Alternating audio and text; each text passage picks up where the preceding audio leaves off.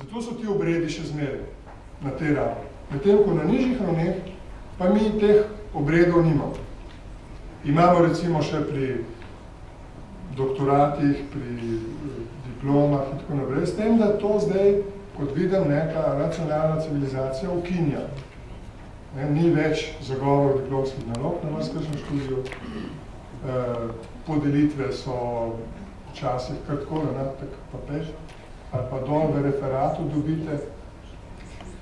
Se pravi, treba je spremeniti tega prebivalca. Mora biti drug. Tist, ki je bil prej, ni dober. Za te naloge ni dober.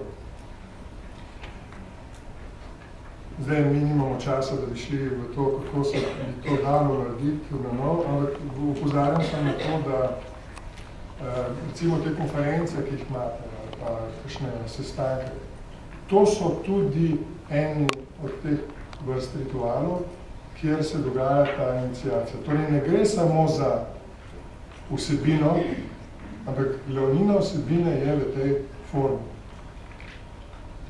Če Evropski uniji, recimo, odvzamemo ta razna predsedovanja, ki se vrstijo na pol leta, in odvzamemo ta sestankovanja, ravno včeraj sem bil predvčerajšnjem v Budimpešti, 27 držav, ministri gor dol, vsak govori 3 minute na neko temo in to se strela tako ne.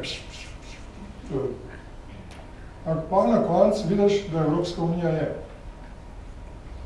In v Evropski uniji obstaja neka šolska politika, na koncu dobiš predstavo približno o tem, kaj je zmeraj na nov.